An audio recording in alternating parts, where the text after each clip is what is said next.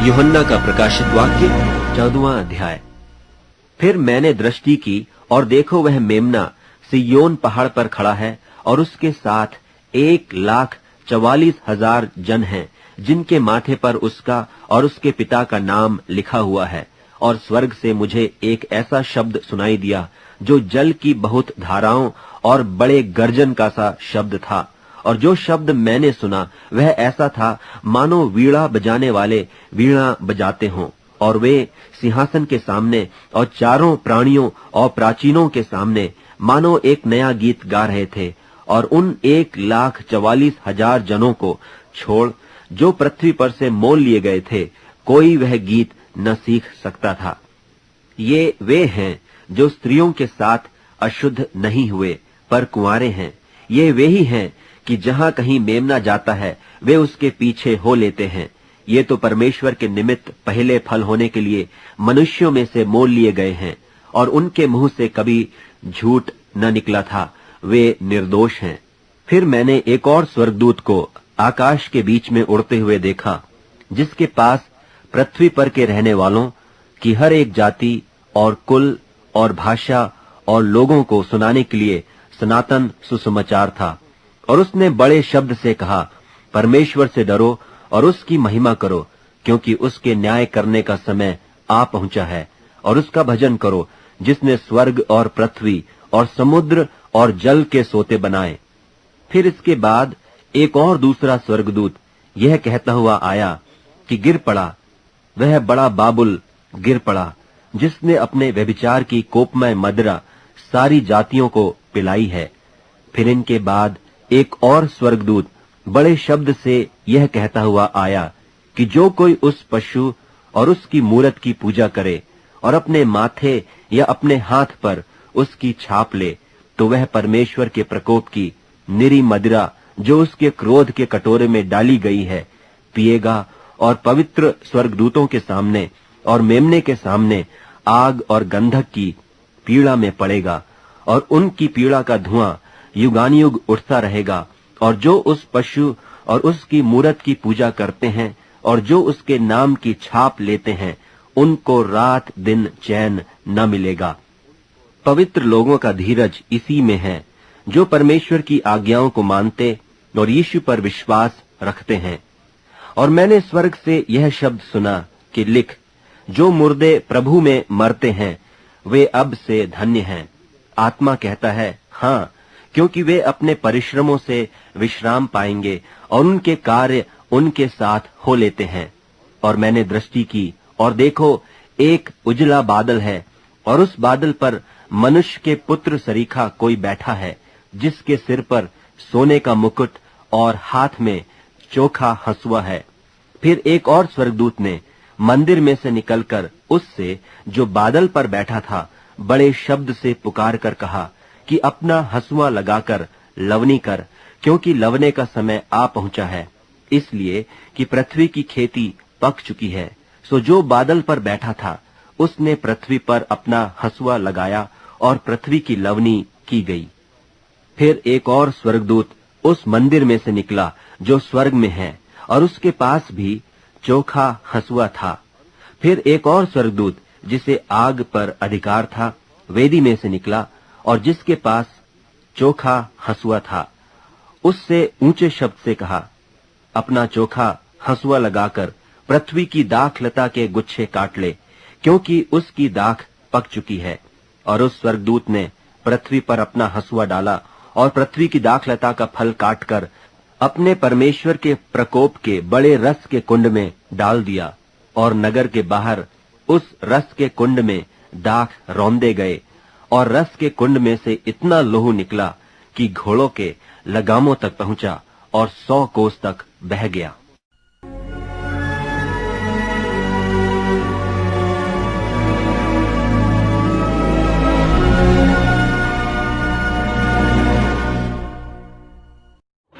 सबको जय मसीह की। फिर से एक बार आप लोगों के बीच में आने के लिए प्रभु ने सहायता किया है, प्रभु को धन्यवाद करता हूं। आज हम 14वां अध्याय में पढ़ने के लिए जा रहे हैं। 14वां अध्याय आप लोग सब घर पे पढ़कर आया होगा। आप लोग इसमें क्या समझा है करकर एक सवालों को रखेगा तो अभी आप क्या उत्तर देंगे? बहुत सारे कंफ्यूजन है, इससे है, वैसे है, वो है, ये है करकर। इस अध्याय को हम सीखने के लिए एक शब्द है, वो शब्द के द्वारा बराबर इस अध्याय को हम बराबर समझ सकता है। वो क्या है मालूम है? पढ़िए दूसरा वचन में। और स्वर्ग से मुझे एक ऐसा शब्द सुनाई दिया। शब्द, ये शब्द के ऊपर इस अध्याय को बराबर हम अलग कर सकता है। शब्द, वो किसका शब्द है? हम इस बातों को केवल पहचान लेंगे ना तो आप लोग इस अध्याय को बराबर पहचान पाएंगे। मैं बताओ, पहले शब्द स्वर्ग से आने वाला एक शब्द है, वो किसका है? 1,44,000 लोगों का शब्द है। दूसरा शब्द 6 से लेकर 6वां अध्याय में हम पढ़ेंगे तो फिर मैंने एक और स्वर्गदूत का शब्द है। और 9वां वचन को हम पढ़ेंगे तो फिर इनके बाद एक और इनके बाद दूसरा एक स्वर्गदूत का शब्द है। उसके बाद तीसरा हम देखते हैं 13वां अध्याय में देखते हैं। फिर मैंने स्वर्ग से यह शब्द सुना। फिर मैंने स्वर्ग से एक शब्द सुनते हैं। उसके बाद हम देखेगा तो 15वां वचन में हम पढ़ते हैं। फिर एक और स्वर्गदूत ने तो इस शब्दों को किसका शब्द है, वो लोग क्या बोलता है, इस बातों का आप लोग फर्क कर देख लेंगे ना, इस अध्याय को आसान से आप लोग समझ सकता है। ठीक है, इसके मैं जो बताया हुआ बातों का अनुसार मैं आप लोग को अलग करके दिखाता हूं। कभी भी एक ध्यान में रख लेने का है, बाइबल स्टडी करने के समय, बाइबल को ध्यान करने के समय एक बातों को मन में हमेशा रख देने का है। तो पुराना करार को बाइबल स्टडी करने के समय वो घटना क्या परिस्थिति है, क्या घटना है, पूरे घटना को रखकर हम बाइबल स्टडी करना चाहिए।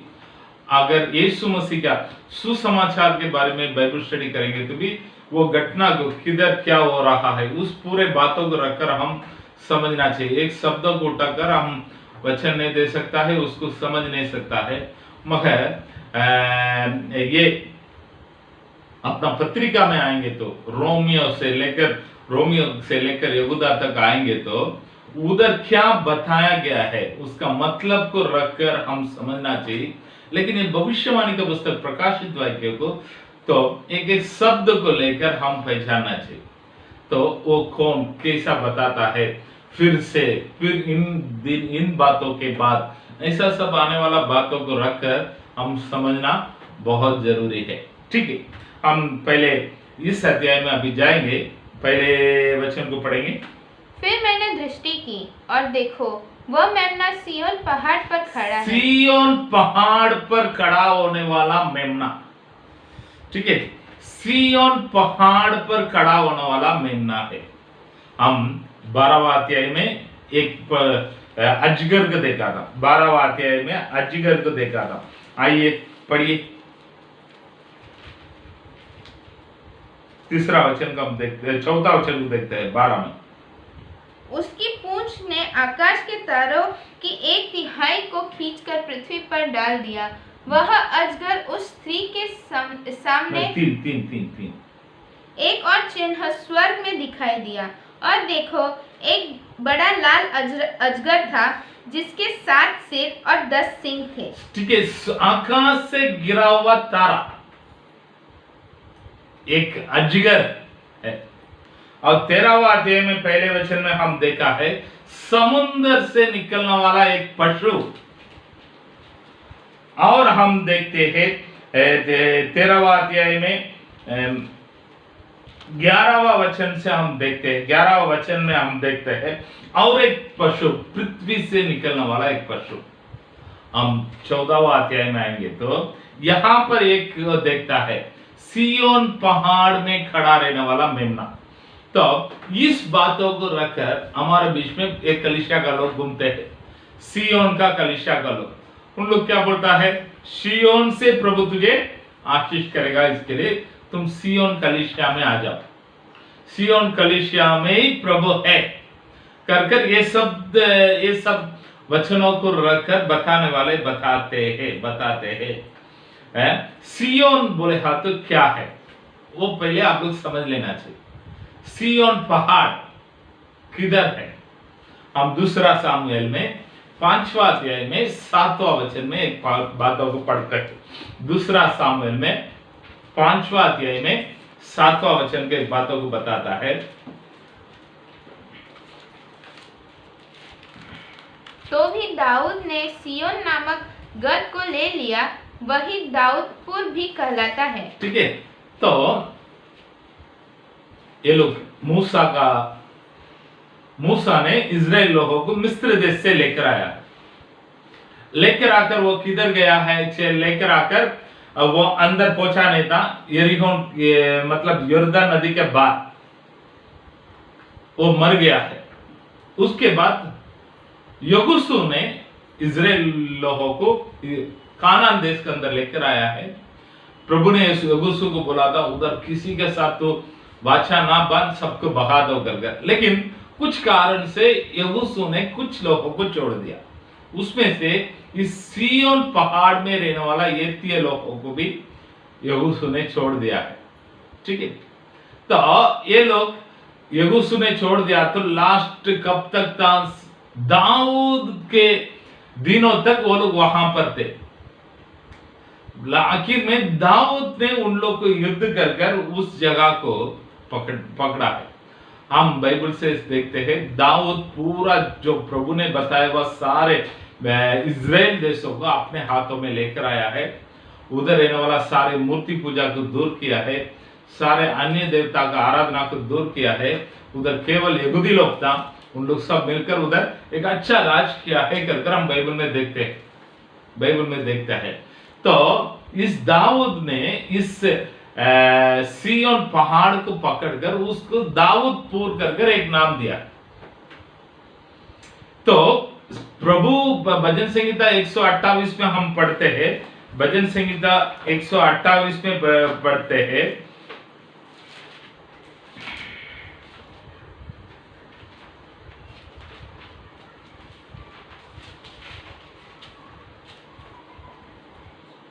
पांचवा वचन को पढ़िए। यहोवा तुझे सियोन से आशीष देवे और तू जीवन भर यरूशलेम का कुशल देखता रहे।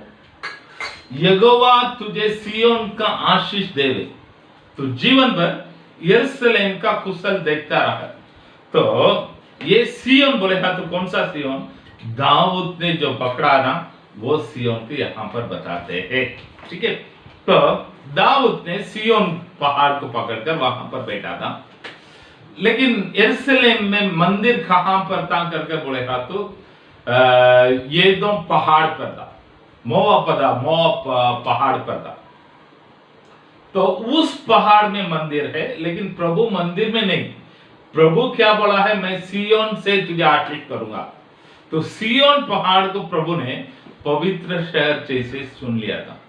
तो यहां पर बताया हुआ सियोन पहाड़ किधर है, तो यरूशलेम में आ गया क्या प्रभु कर हम देखेंगे तो नहीं, स्वर्ग के बारे में बताता है। तो हम समझने वाला बात क्या है, हर कलीसिया यानी कलीसिया बोले हाँ तो उद्धार पाने वाले लोगों का इकट्ठा होने का जगह कलीसिया करके माना जाता है। उद्धार पाया हुआ लोगों का संगति कलीसिया करके माना जाता है। तो हर कलीसिया जहां जहां लोग इकट्ठा होता है वहां वहां प्रभु आता है। मार्क मत्ती ने रचाया हुआ सुसमाचार का पुस्तक में हम पढ़ते हैं ये बातों का 18वां अध्याय में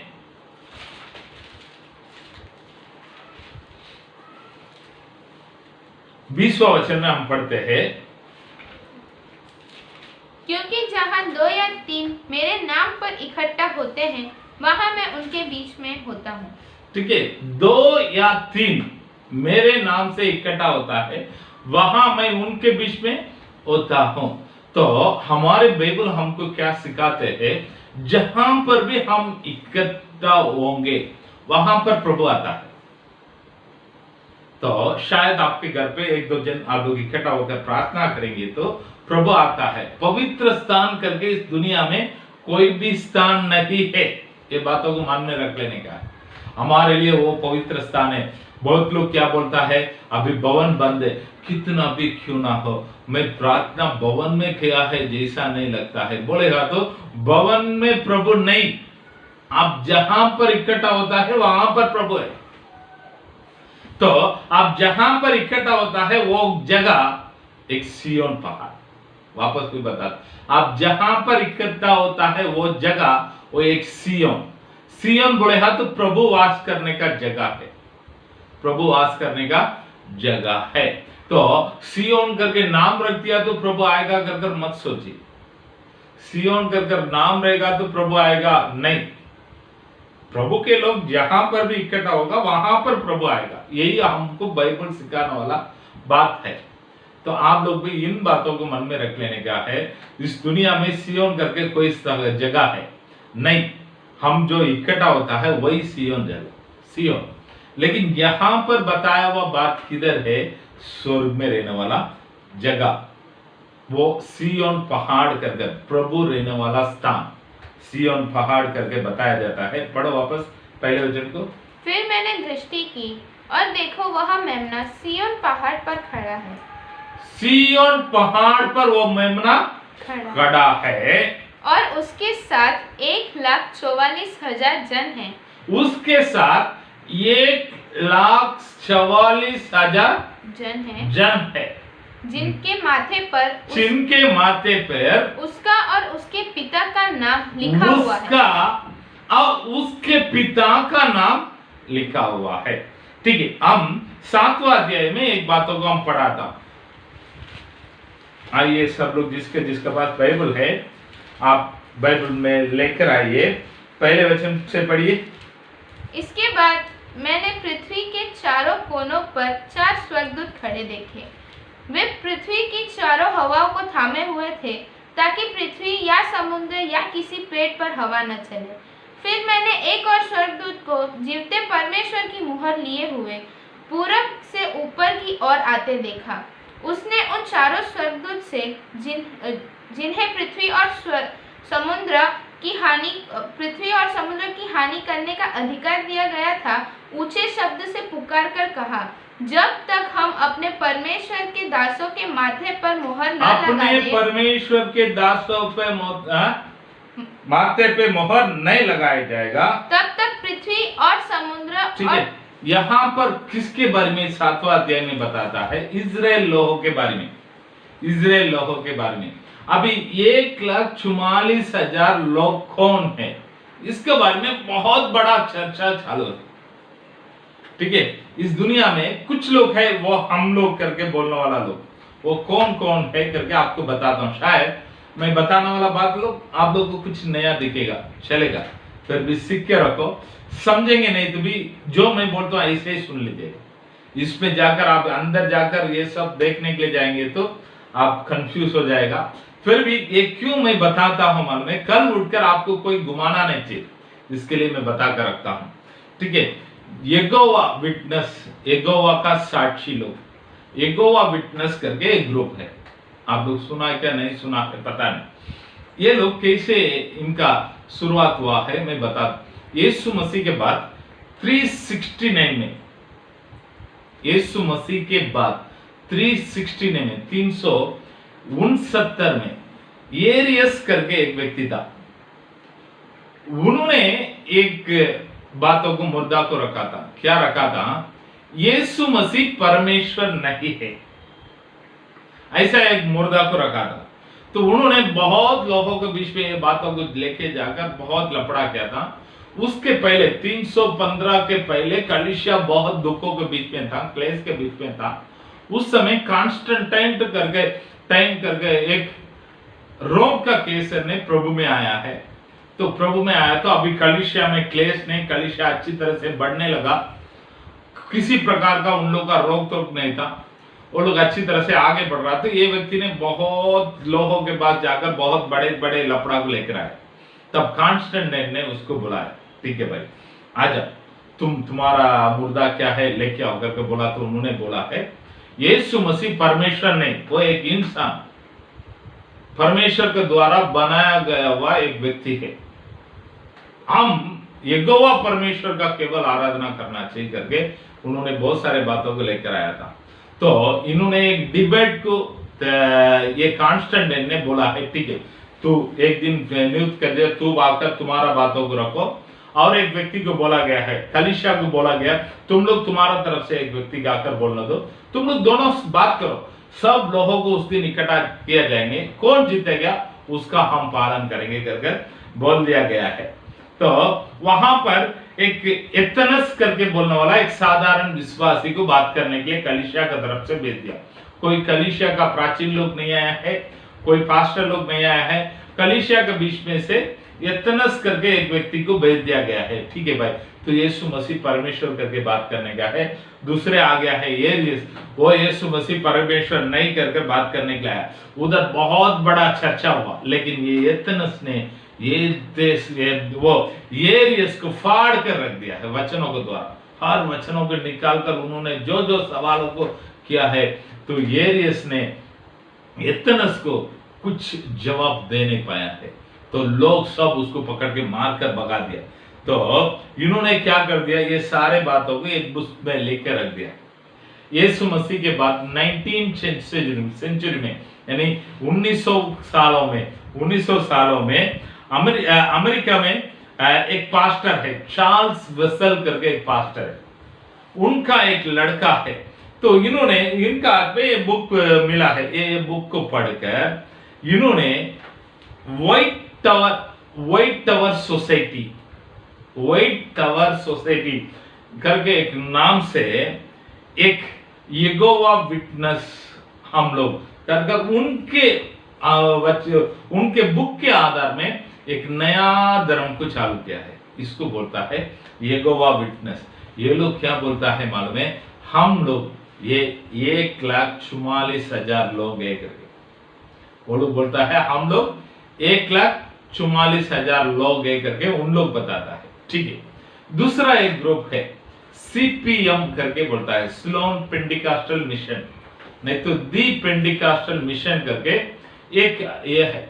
मैं पूरे सच्चाई मन से बात करेगा तो वो लोग बहुत ही अच्छा लोग, यानी आपके जैसे मेरे जैसे वो लोग प्रभु का पालन नहीं करता है, बहुत कड़क नियमों को पालन करता है। तो उन लोग का सफेद कपड़ा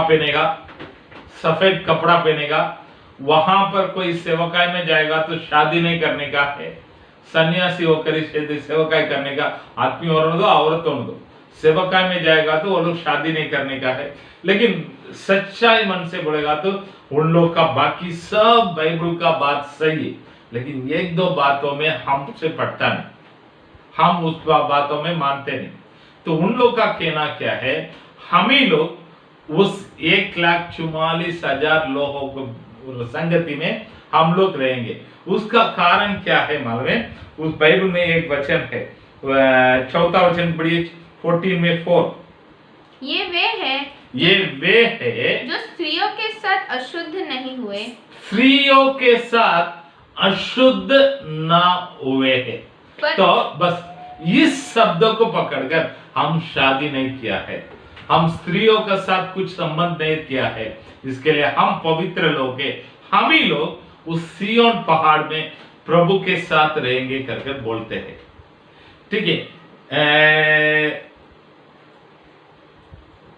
ये जो CPM पास्टर पाल करके एक अच्छा प्रभु के दास के द्वारा ये किया गया है, हमारे एरिया में भी बहुत जगह पर है, दानू स्टेशन के पास है, वापी में है और मुंबई में बड़ा बड़े जगह पर है। बहुत अच्छा बड़े कलीसिया है इन लोग का, ठीक है। उन लोग का कलीसिया में बहुत ज्यादा भीड़ जाता है, ठीक है। तो उन लोग बोलता है ये हमारा है करके। कुछ लोग क्या बोलता है मालूम है, कुछ लोग ये लोग कौन है करके बताता है। ये जो हम देखा ना 7वां अध्याय में इजराइल गोत्र का 1,44,000 लोग, उन लोग ये लोग करके बताने वाला लोग बताता है, ठीक है। तो मैंने एक बातों को उत्तर नहीं दिया गया है। अभी शायद सीपीएम का लोग बोलता है, क्या बोलता है, हम लोग भी उधर जाएगा, यानी शादी करना गलत है क्या करके एक सवालों को हम देखेंगे। तो पहले बात, प्रभु ने मनुष्य अकेला रहना अच्छा नहीं कर उनके लिए एक साथीदार को बनाया।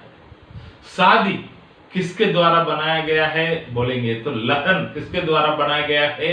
आदम अकेला रहना अच्छा नहीं कर पहले शादी कौन करवा कर रखा है, हमारा प्रभु ने करवा कर रखा है। यदि शादी पाप है तो हमारा प्रभु वो काम करते नहीं। दूसरी बात, यीशु मसीह इस दुनिया में रहने के समय पहले अद्भुत कार्य किधर किया था, खाना के गांव में रहने वाला शादी में किया था। यानी प्रभु शादी के विरोध में नहीं है, क्योंकि शादी को बनाया कौन, प्रभु ने। शादी में भाग लिया है प्रभु है।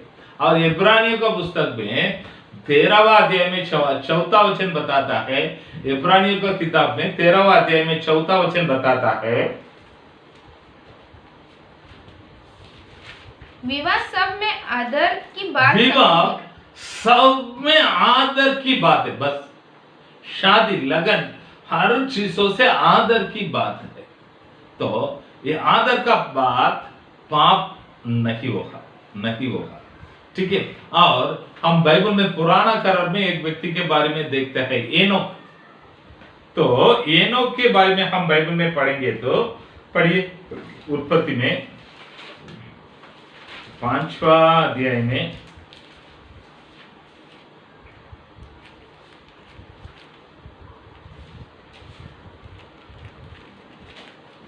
22वां वचन से पढ़िए। मतुशेलह के जन्म के पश्चात हनोक 300 वर्ष तक परमेश्वर के साथ साथ चलता रहा और उसकी और भी बेटे बेटियां उत्पन्न हुए।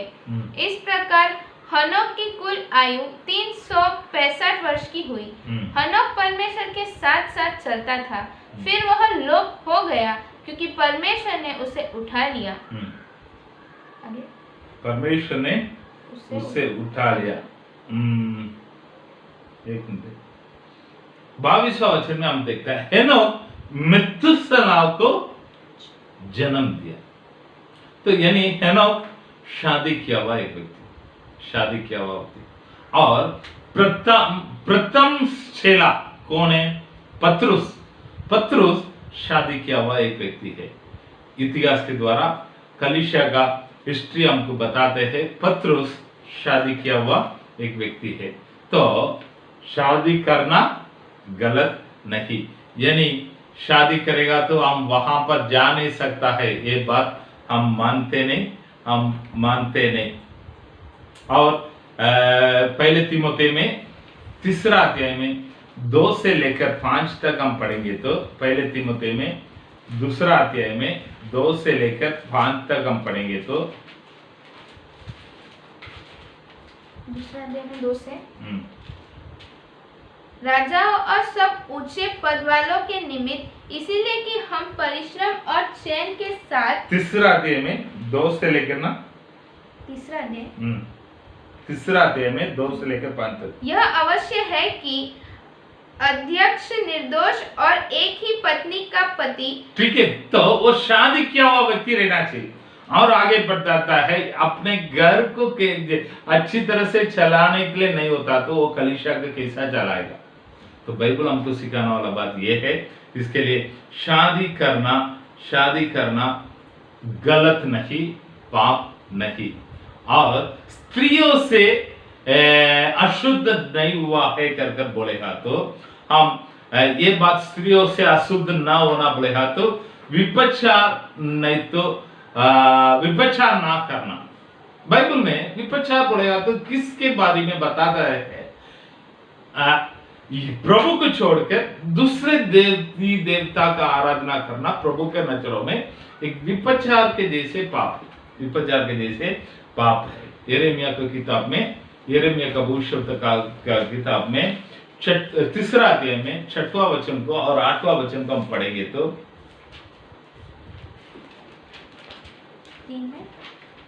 3 में 6, फिर राजा के दिनों में यहोवा ने मुझसे यह भी कहा, क्या तूने देखा कि भटकने वाली इस्राएल ने क्या किया है? उसने सब ऊंचे पहाड़ों पर और सब हरे पेड़ों के नीचे जा जाकर व्यभिचार किया है। जा जाकर व्यभिचार किया मतलब अन्य देवता का वो लोग आराधना करने के जगह पर बाइबल में बताया गया है वो व्यभिचार प्रभु के नजरों में, क्योंकि प्रभु ने उन लोगों के कितना अच्छी तरह से रखा है, उनको छोड़कर वो लोग दूसरे के पीछे चला गया है। तो यानी इस बातों का हम ऐसे समझ सकता है, एक बार प्रभु में आ गया है, बपतिस्मा ले लिया है, उसके बाद पीछे मुड़कर मूर्ति पूजा में ना गया वालों को हम इस बातों में समझ सकता है। और मत्ती का सुसमाचार में 19वां अध्याय में एक बातों को प्रभु बताता है। मत्ती का सुसमाचार में 19वां अध्याय में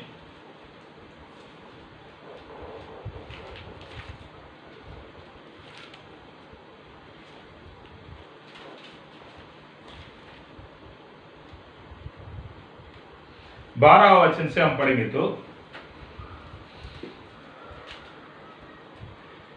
क्योंकि कुछ नपुंसक ऐसे हैं, कुछ नपुंसक यानी तीसरा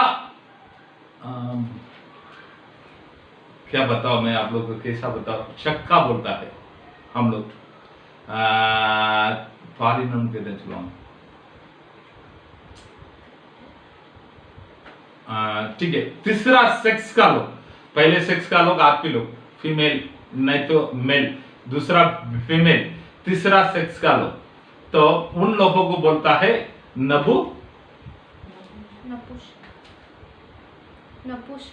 नपुंसक। ठीक है, तो जन्म से ऐसा कुछ लोग जन्म हो जाता है, कुछ लोगों को शादी कर नहीं सकता है, ऐसा कुछ लोग रहता है, तो वैसे लोगों को जबरदस्ती करके शादी नहीं करना चाहिए। तो और कुछ लोगों के बारे में बाइबल बताता है, आगे बढ़ो।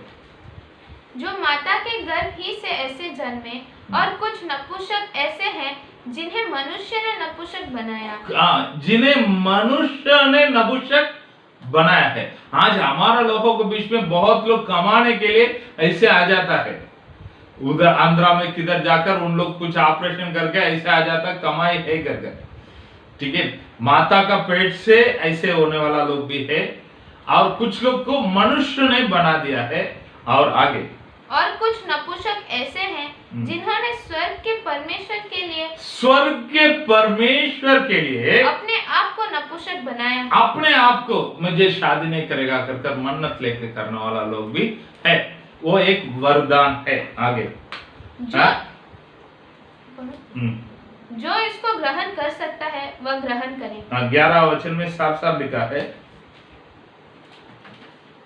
उसने उनसे कहा, सब यह वचन ग्रहण नहीं कर सकते, सब ये वचन ग्रहण नहीं कर सकता है, केवल वे जिनको यह दान दिया गया है, केवल ये जिनको ये दान दिया गया है। ठीक है, तो कुछ लोगों को प्रभु का ओर से वो दान मिलता है, वो लोग शादी नहीं करता है, नहीं करेगा तो अच्छी बात है, मैं वैसे लोगों को विरोध में नहीं, हमारा पास्टर लोग को मैं कुछ लोग हैं वो लोग भी शादी नहीं किया है, मैं बहुत वो लोग से मानता हूँ, वो लोग भी मुझे बहुत मानता है, वो लोग भी मुझे बहुत मानते हैं।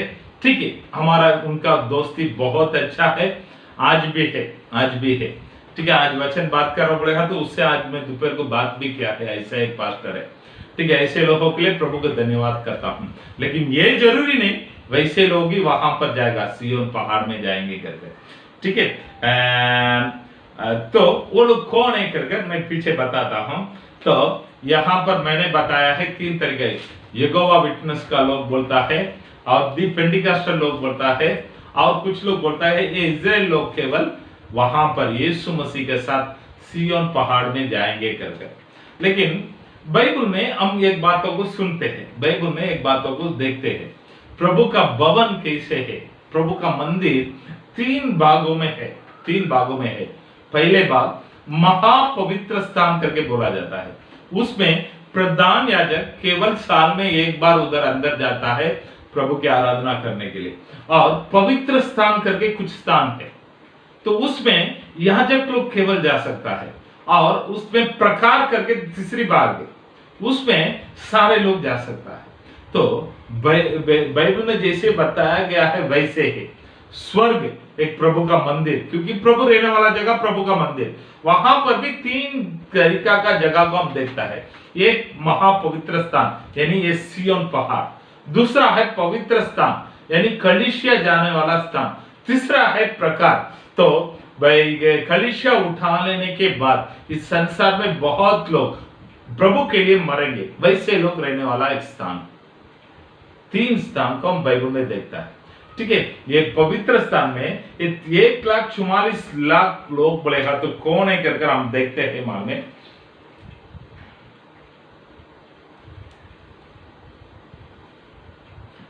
पहले वचन को वापस पढ़ी। फिर मैंने दृष्टि की और देखो वह मेमना सिय्योन पहाड़ पर खड़ा है और उसके साथ 1,44,000 जन है, 1,44,000 जन है, जिनके माथे पर उनका और उसके पिता का नाम लिखा हुआ। तो उनके नामों में उनका बोलेगा तो किनका नाम? प्रभु यीशु मसीह का नाम और प्रभु यीशु मसीह का पिता का नाम।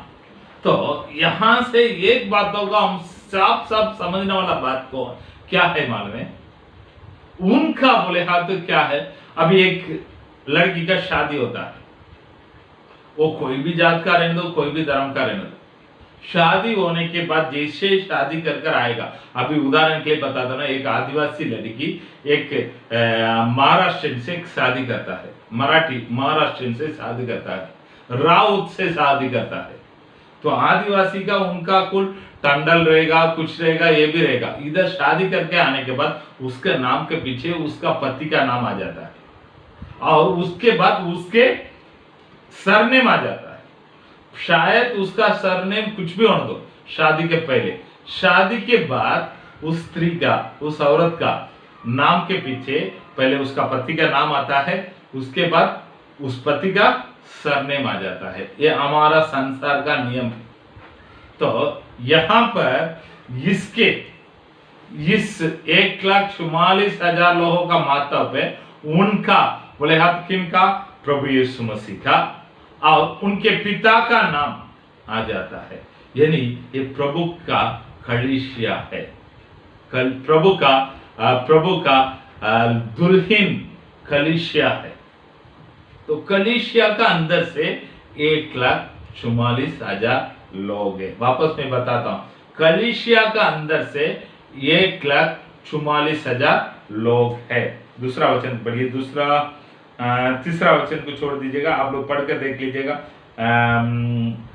4वां वचन में आएगी, ये वे हैं जो स्त्रियों के साथ अशुद्ध नहीं हुए, स्त्रियों के साथ अशुद्ध नहीं हुए हैं।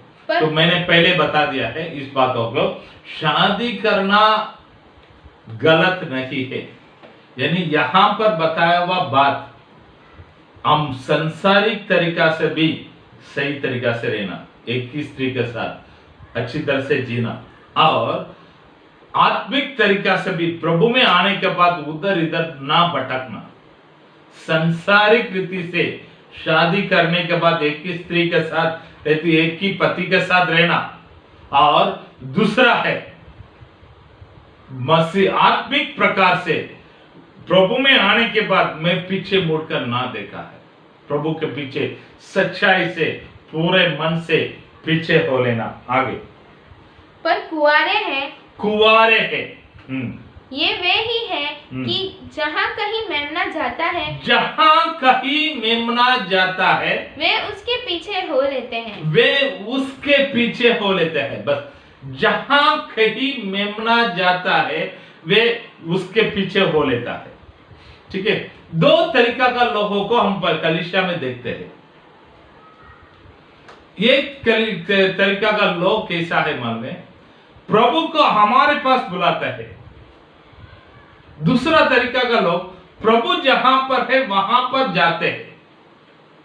वापस मैं बताता हूं, कलीसिया में हर जगह पर ऐसे दो प्रकार के लोगों को हम देख सकता है।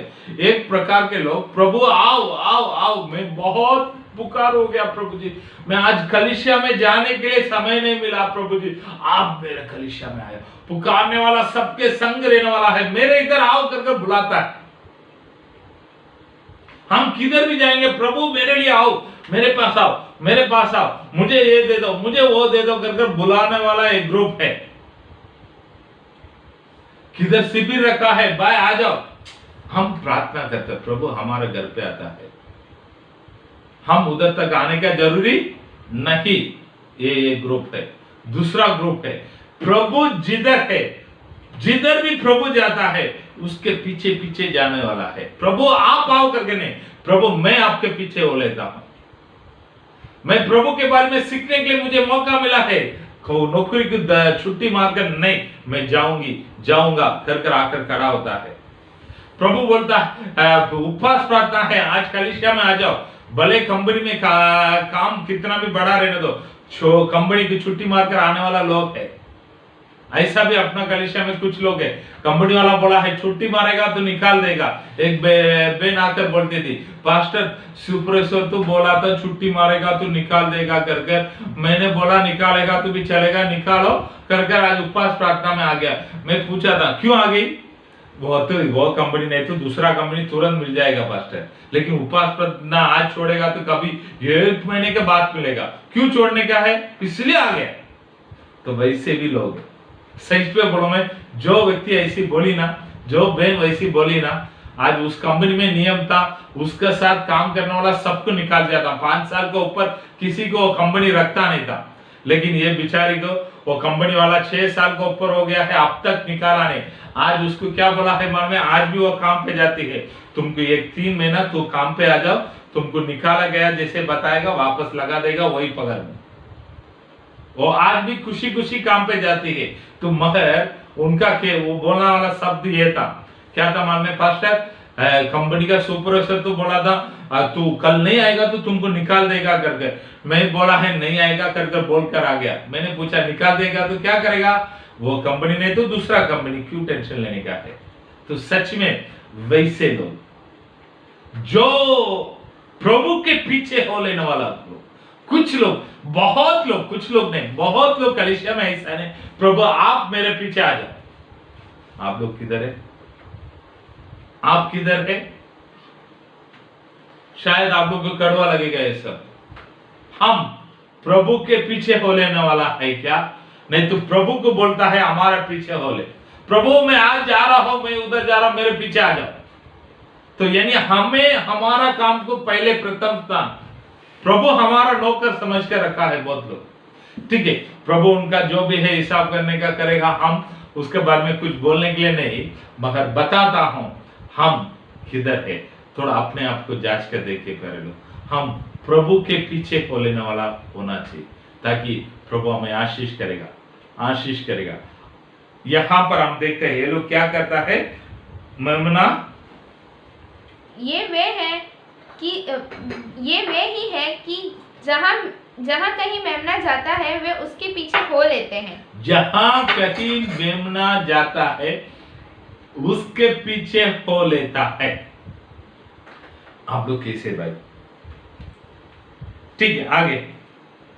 ये तो परमेश्वर के निमित्त पहले फल होने के लिए मनुष्य में से मोल लिए गए हैं। ये लोग परमेश्वर के निमित्त पहले फल होने के लिए मनुष्य के बीच में से मोल लिए गए हैं।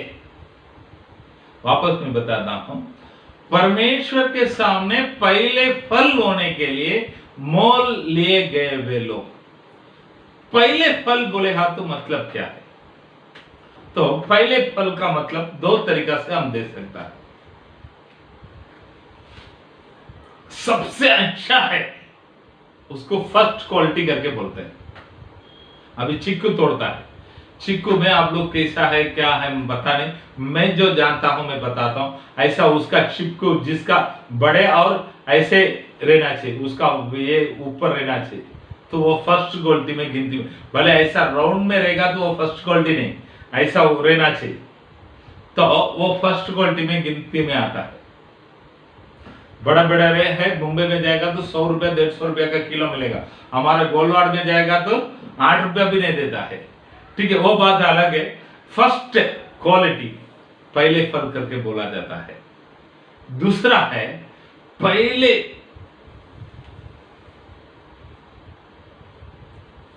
पहले आया हुआ, और भी बहुत सारे पीछे आने वाला है।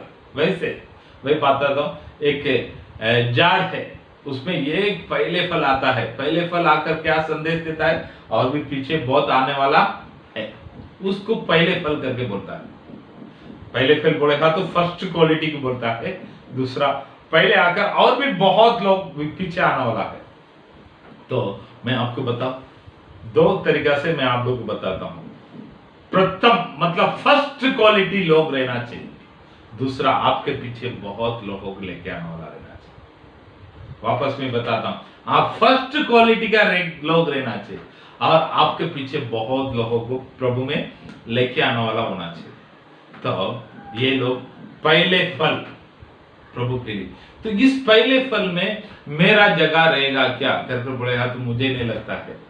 वो मेरे से भी बहुत बहुत बहुत पवित्र लोग हैं। प्रभु के लिए क्या क्या नहीं किया है। प्यारे लोग, हमारा मिशनरी लोगों को एक मिशनरी लोग का बारे में हम सुनेंगे तो हमारा बाल सब खड़ा हो जाता है, बाल खड़ा हो जाता है।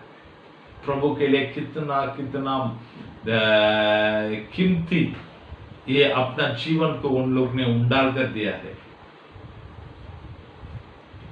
सच में बोलेगा तो हमारा भारत देश में बहुत मिशनरी लोग आया। हमारे तमिलनाडु में एक डैम है, पेरियार डैम करके, बहुत बड़ा एक डैम। वहां पर एक इंजीनियर था, इंग्लैंड से आया हुआ एक इंजीनियर था, उसका नाम मैं भूल गया है। तो उन्होंने अपने लोगों का परिस्थिति देखकर वो डैम बनाने के लिए सरकार से मदद मांगा था। सरकार ने उसको दिया नहीं। इन्होंने क्या किया था मालूम है? यहां से इंग्लैंड गया है, उनका जितना जमीन है सारे जमीन को बेचकर लेकर आया, बेचकर लेकर आकर अपने खुद के पैसा से उधर डैम बनाया। तो आज 144 फुट का ऊंचाई डैम, वो एक्चुअली वो डैम 158 फुट का ऊंचा डैम है, लेकिन 144 फुट तक उसमें पानी जमा करता है आज का तारीख में। बहुत बड़ा डैम। तो उस एरिया में जाकर देखेगा तो, तमिलनाडु में जाकर देखेगा तो, वो मुस्लिम होने दो, वो हिंदू होने दो, वो क्रिश्चियन होने दो, कोई भी होने दो, उसका फोटो जरूर रहेगा उसके घर पे। क्यों ये देने का है? पागल हो गया क्या? लेकिन लोगों के लिए वो लोग पागल हुआ था। आज हमारा देश में रहने वाला नेता लोग सब कमाने के लिए बैठा है। उन लोग आकर अपने जीवन को उंडाल कर दिया, उंडाल कर दिया है। एक मिशनरी के बारे में देखेगा तो हमारा गांव में सारा टक्कर कॉलेज करके एक कॉलेज है, हमारे एरिया में नंबर 1 गर्ल्स कॉलेज। वो एक सारा टक्कर करके एक अपंग लड़की है इंग्लैंड में, यहां से गया हुआ एक मिशनरी ने बताया है हमारा भारत देश का हालत क्या है, इधर का औरत लोग का क्या हालत है। वो लोग बाहर बेचता ने ऐसे वैसे करके बोला तो इन्होंने इस सब बातों को सुनकर प्रार्थना करना शुरुआत की। प्रभु उस देश पर स्त्री लोगों को, लड़की लोगों को सिखाने के लिए एक स्कूल बनाने का प्रभु कर प्लानिंग करके प्रार्थना की है। वो अपंग है, वो बहुत चलने के लिए भी नहीं होता था, फिर भी तो उधर से जैसे उससे होता है जाकर सबसे जाकर ऐसा इंडिया में पालनकोटे करके एक जगह है, वहां पर ऐसे औरत लोग को करता है। उधर वो लड़की लोग पढ़ाई किया तो वो तकलीफ नहीं ना, उधर एक स्कूल बनाने का कर पैसा भी इकट्ठा किया है। उसको चलकर जाने के लिए नहीं होगा, फिर भी जैसे उसके पास चलने के लिए ताकत था वो हर घर पे जाकर भीख मांगा, जैसे थोड़ा 2-3 साल पैसा इकट्ठा की। दोबारा ये जो मिशनरी वापस गया था उधर, वो उधर जाने के समय उन्होंने जितना जमा किया था, उनके लिए जितना जमीन था सब बेचकर पूरा पैसा लेके क्या कर दी। हमारे आप जो जगह पर सेवा क्या करते ना, उधर जाकर लड़की लोग के लिए खास एक स्कूल बनाओगे। उसने ये पैसा को लेके जाकर सारा टक्कर हायर सेकेंडरी स्कूल करके एक स्कूल को चालू किया है। केवल लड़की लोग पढ़ाई कर सकता है। छोटे से लेकर 12वीं तक ने चालू किया है। उसके बाद उन्होंने और पैसा दिया तो उधर कॉलेज भी चालू किया है। आज तमिलनाडु पालनकोटे में नंबर 1 गर्ल्स स्कूल और कॉलेज वही सारा टक्कर स्कूल। एक अपंग औरत, उन्होंने मेहनत कर कर इंग्लैंड में रहने वाला है। ये लोग तो इंडियंस है, इन लोग को क्यों करने का है, कभी नहीं बोला है। वो स्कूल में मसीह का लोगों को पहले जगह ये नहीं, जो मार्क लिया है बराबर रिश्ता से उन लोगों को मिलता है। तो प्यारे लोग थोड़ा सोच कर देखिए, इन लोग अपने आप को प्रभु के लिए उंडाल कर दिया हुआ लोग। ऐसा मैंने एक दो बातों को बताया है। बहुत लोग क्या बोलता है, क्रिश्चियन मिशनरी आकर धर्म बदली क्या है कर कर। सच बताओ, वो लोग एक स्कूल बनाया, एक चर्च बनाया रहेगा तो एक स्कूल बनाता है। स्कूल में किधर भी कंडीशन नहीं, चर्च में आने वाला को स्कूल देता हूं करके।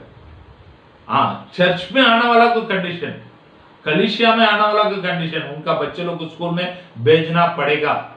लेकिन बाहर का लोगों को स्कूल में आने वाला को आज तक कलीसिया में आ जाओ कर वो लोग बोलता नहीं। हमारा भारत देश का बीजेपी का नेता है बहुत सारे लोग, कांग्रेस का नेता बहुत सारे लोग, बड़े बड़े लोग, सब मिशन स्कूल में पढ़ा हुआ लोग। हमारा भारत देश का LK अद्वानी मिशन स्कूल में पढ़ा हुआ लोग।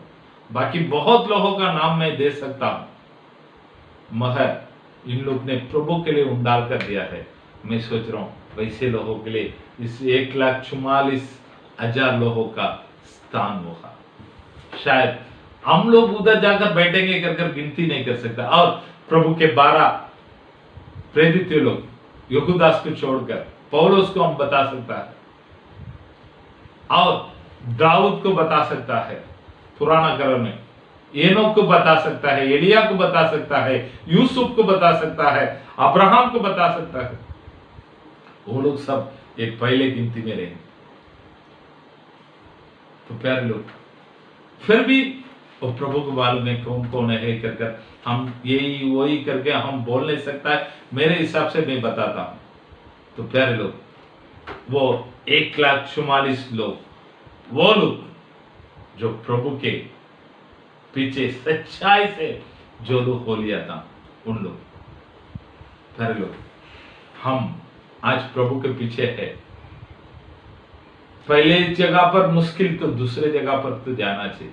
इस बातों को मन में रख दीजिएगा। और 5वां वचन पर 3रा वचन पढ़िए। वे सिंहासन के सामने और चारों प्राणियों और प्राचीनों के सामने एक नया गीत गा रहे थे। नया गीत गा रहा था। तो बाइबल में, स्वर्ग में एक बातों को हम हमेशा देखते आता है, जब लोगों का इकट्ठा जिधर जिधर देखता है वो लोग नया गीत गाते हैं। 5 में 10 में पढ़ेंगे तो भी देखते हैं।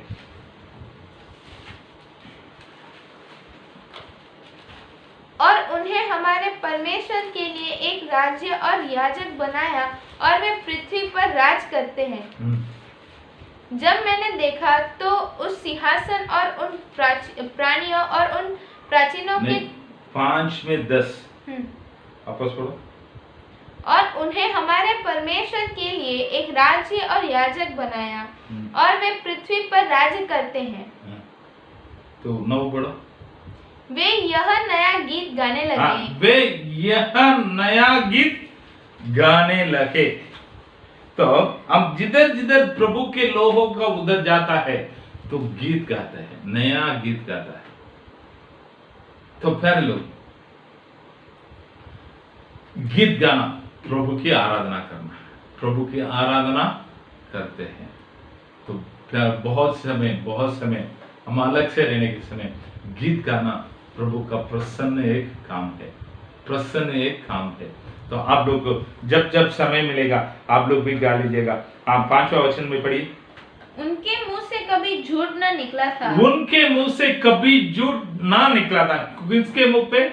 1,44,000 लोगों के मुंह से। वे निर्दोष हैं। वे निर्दोष है।